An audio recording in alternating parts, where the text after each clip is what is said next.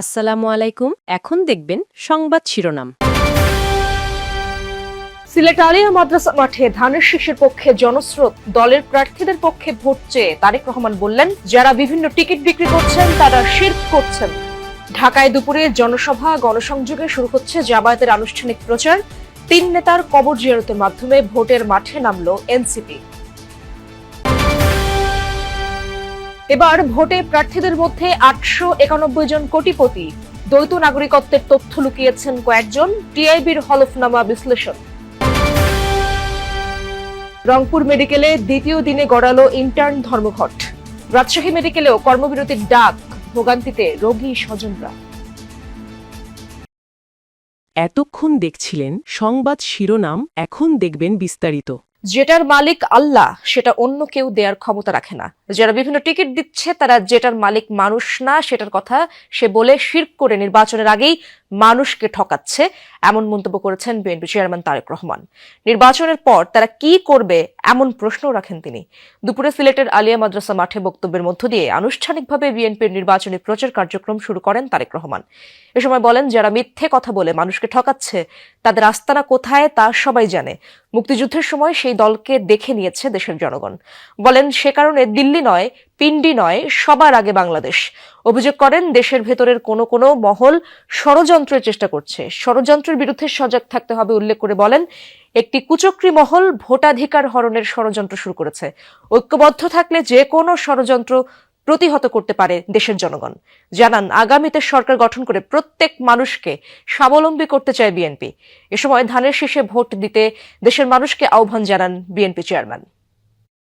নির্বাচনের আগেই একটি দল এই দিব ওই দিব বলছে, টিকিট দিব বলছে না, যেটার মালিক মানুষ না সেইটার কথা যদি সে বলে, এক সেরে কি করা হচ্ছে না।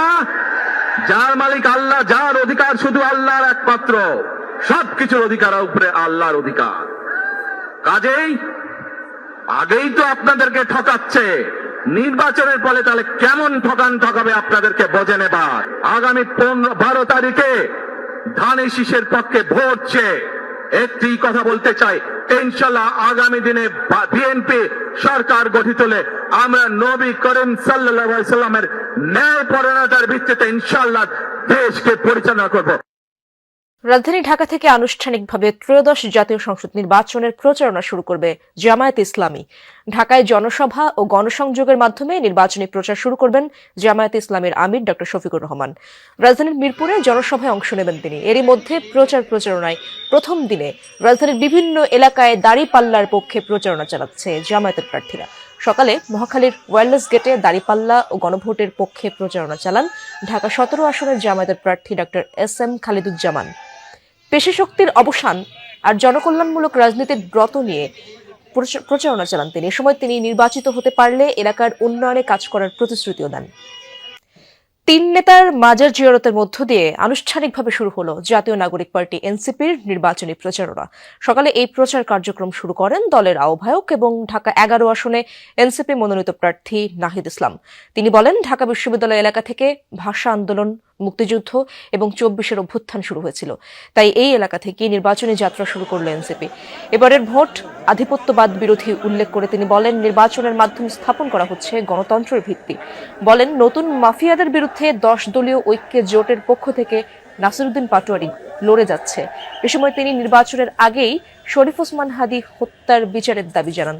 আজ ওসমান হাদির কবরও জিয়ারত করবেন এনসিপি নেতারা। গণভোটে আপনারা হ্যাঁ ভোট দিন। গণভোটে হ্যাঁর মাধ্যমে সংস্কারের যাত্রাকে অব্যাহত রাখুন। শরীফ ওসমান হাদি ভাইকে যারা হত্যা করেছেন সেই হত্যাকারীদের বিচার আমাদের আজকের এই নির্বাচনী যাত্রার অন্যতম প্রধান দাবি, অন্যতম প্রধান এজেন্ডা। আমরা নির্বাচনের আগেই তার চার্জশিট থেকে শুরু করে সকল কার্যক্রম যাতে সম্পন্ন হয়, হত্যাকাণ্ডের সুষ্ঠু বিচার আমরা এই বাংলার মাটিতে আদায় করে ছাড়বো ইনশাআল্লাহ। যোগসাজশের মাধ্যমে ঋণ খেলাপিদের নাম কর্তনের সুযোগ করে দিয়েছে নির্বাচন কমিশন, এমন মন্তব্য করেছেন টিআইবির নির্বাহী পরিচালক ডক্টর ইফতেখারুজ্জামান। রাজধানী ধানমন্ডিতে হলফনামায় প্রার্থী পরিচিতি নিয়ে সংবাদ সম্মেলনে এই অভিযোগ করেন তিনি। বলেন, ব্যবসা ভিত্তিক রাজনীতির কাছে ইসি জিম্মি, অনেক প্রার্থী ঋণ খেলাপি হওয়া সত্ত্বেও সুযোগ দেয়ায় ইসি সাংবিধানিক দায়িত্ব পালন করেনি বলে অভিযোগ করেন। জানান, দ্বৈত নাগরিকত্ব নিয়ে তথ্য গোপনের তথ্য আছে টিআইবির হাতে। হলফনামায় অসামঞ্জস্যপূর্ণতা, ক্ষমতার অপব্যবহার, দুর্নীতি কিনা তা খতিয়ে দেখা উচিত ইসির। কমিশন, রাজস্ব বিভাগ দুদক দায়িত্ব পালনে ব্যর্থ হওয়ায় হলফনামায় সঠিক তথ্য উঠে আসছে না।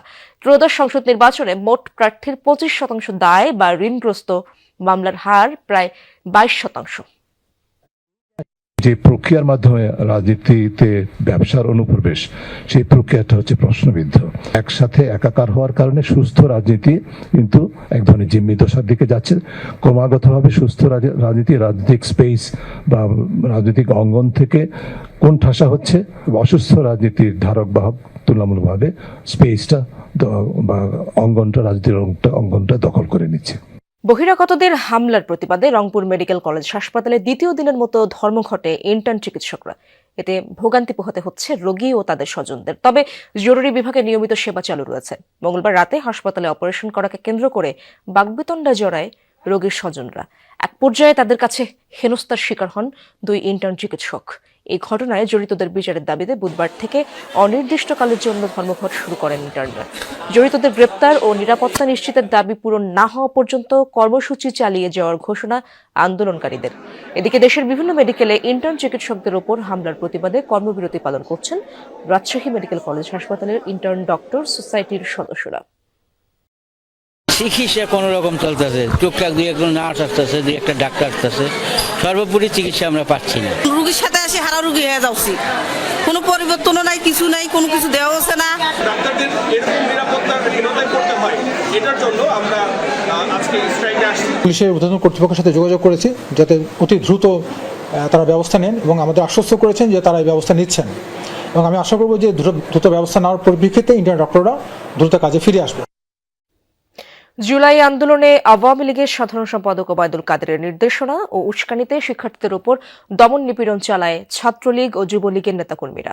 এমন অভিযোগে ওবায়দুল কাদের, বাহাউদ্দিন নাসিম, ছাত্রলীগের সভাপতি, সাধারণ সম্পাদক ও যুবলীগের সভাপতি, সাধারণ সম্পাদক সহ 7 জনের বিরুদ্ধে অভিযোগ গঠন করে বিচার শুরু করেছেন ট্রাইব্যুনাল। একই সাথে সাক্ষ্য গ্রহণের জন্য 17 ফেব্রুয়ারি ধার্য করেন আদালত। ওবায়দুল কাদের সহ এই মামলার সব আসামি পলাতক রয়েছেন। এদিন 2016 সালে কল্যাণপুরের জাহাজবাড়িতে জঙ্গি অভিযানের নামে 9 যুবককে হত্যা মামলায় সাবেক আইজিপি শহীদুল হক, তৎকালীন ডিএমপি কমিশনার আসাদুজ্জামান মিয়া সহ আসামিদের বিরুদ্ধে তদন্ত প্রতিবেদন হাতে পেয়েছে প্রসিকিউশন। যাচাই বাছাই শেষে আগামী 2 ফেব্রুয়ারির অভিযোগ দাখিলের আদেশ দেন আদালত।